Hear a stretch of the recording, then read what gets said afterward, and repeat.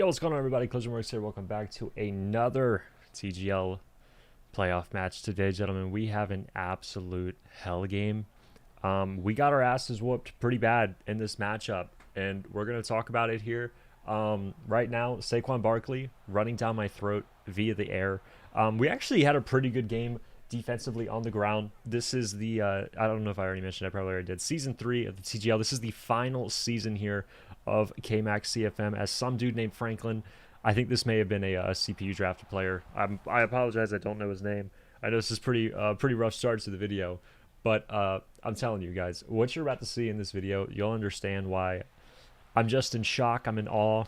And we have a hell of a game for you all today. As you guys see, we are in our doubles Y-flex here. Our opponent is in dime normal to begin. Kind of just looking around. He has everything bagged. I'll tell you guys, he was running the simple DB Fire 2, but just screaming off of each edge. And I'll tell you what made it very difficult for me to stop with this defense, as right now DIVISIONAL is absolutely deep frying via the juke maneuvers.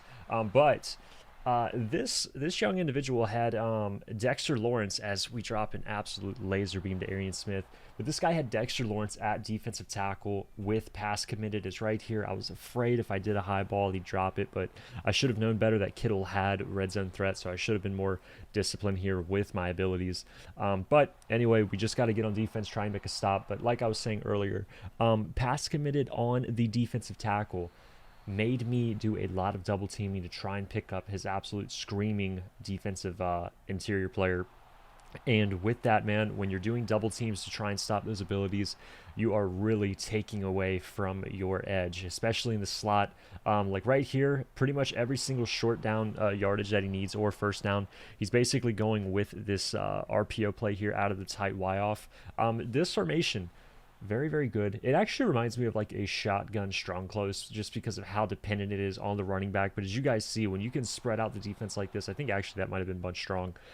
But, you know, a lot of high lows, a lot of stretching out of the dollar user. That's one thing we've talked about here on the channel. If you are struggling against dollar, you need to kind of spread out the offense a little bit to make sure that user isn't around where you are trying to throw. And that is exactly what Fire, known as Cole, did in this gameplay. Now, we have not played against this guy before. I think he actually joined the CFM late, and he's just not in my division.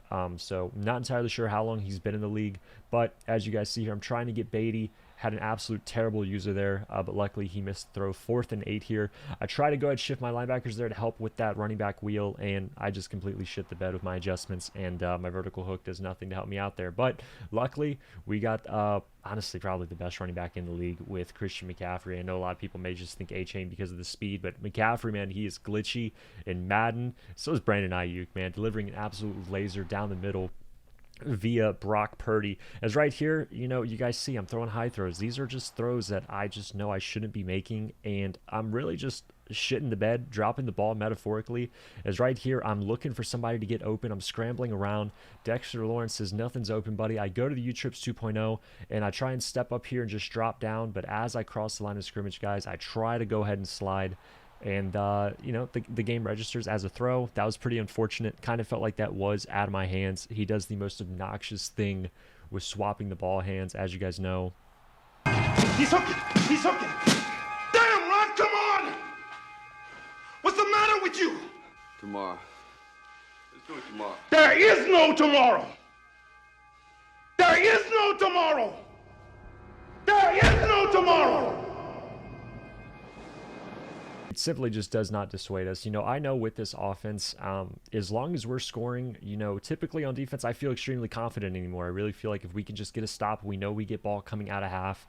We're really only down, in my opinion, 1 possession. Every single time I get the ball, I really do assume at least I'm going to go score a touchdown. That might just be me being a little cocky, but typically we really have these matchups and we're very confident in our ability to score. Right here, we throw an absolute laser out of the fork wheel, but that is just a small dent of everything that we need to fix. And as you guys see, when you're down this type of amount and you're going up against a smart player who's running a very conservative offense, and right here, when he does decide to stretch it out and go deep, we really don't have any type of knockout ability to really help us out. We only have 1 knockout on this defense. We've only had 1 knockout the entire playthrough, really. I didn't make any trades during these 3 years, really just tried to build around pressure.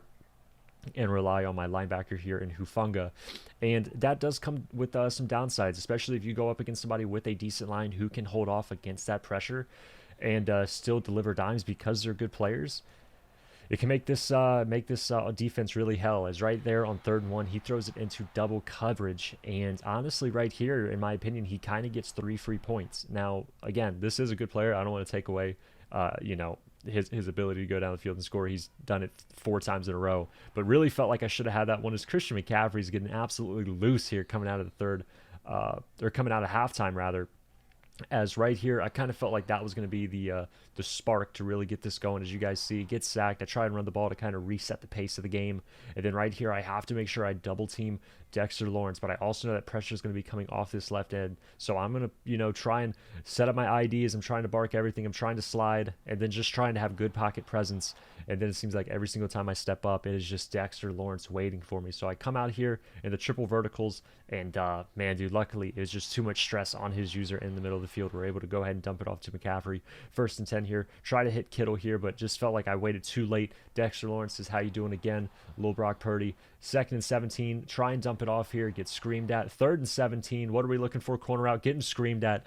Guys, I'm getting absolutely dominated right now, man. But 4th and 17, guys. George Kittle keeps us alive here on the little sneaky corner here that we love out of the U-Trips 2.0 as Nick Bosa. He's trying to put the team on his back. He's played absolutely amazing run defense for us here as Franklin just has an insane in route yet again. I really felt like my vertical hook would have been playing that guy, so that's why I really disregarded it, as Izzian almost makes a huge play here late in the third for us to try and get the ball back.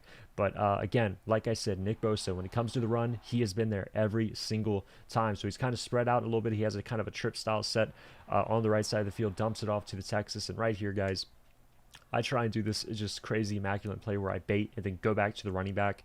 And I ran like down, and listen, I really would just want to say it was lag, but I know you guys won't believe me, but it really just made me shit the bed. And, but I'm still, I'm thinking if we can just get down the field and score, onside kicks are so good. My hopes are still there. There was a point of doubt when I was down 21, but then I'm thinking, as you guys see right here, like I'm trying to step up. I pass the line of scrimmage. I try and step back to throw the ball. It was just miserable, man. 4th and 17. I try and go with our cover 2 beater. He doesn't follow through with the deep bomb on his user. George Kittle does a great job being that pulling route, taking that far side safety towards the middle of the field. And Arian Smith gets underneath and over the top to go ahead and get us an easy 7 rather quickly. Right here, I kind of thought, man, we have a little under 5 minutes to go. I haven't really gotten one full stop yet this game. Let me try and test my luck with the onside kick.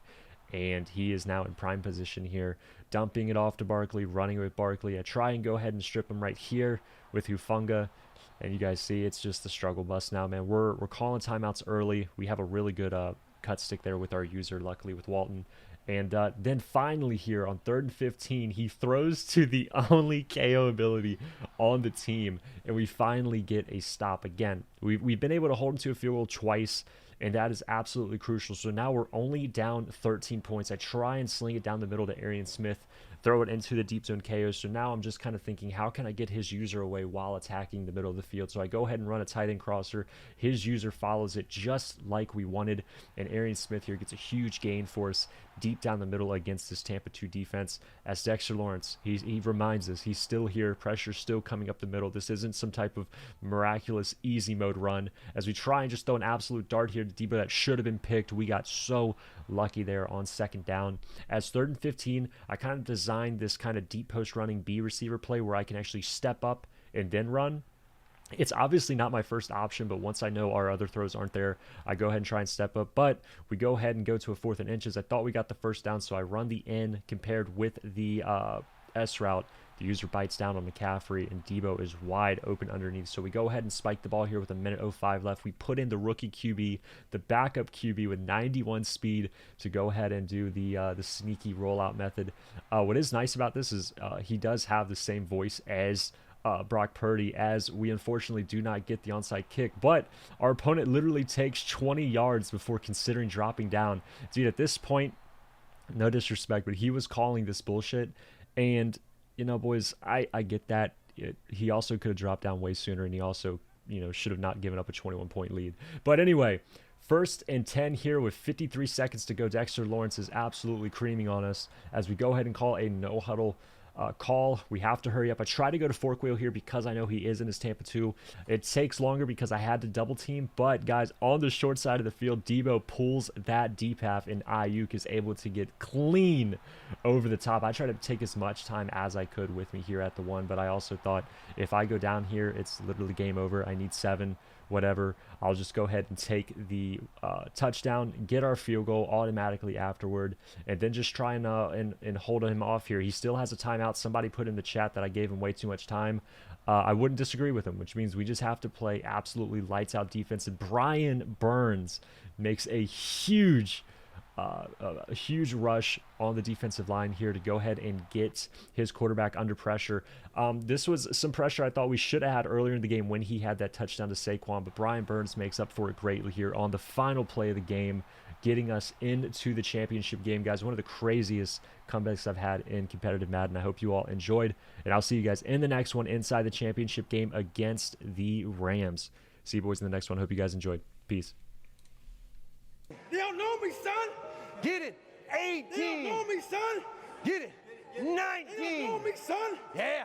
20. You got They don't some know more me, in you. son. 21. Yeah. Get it again.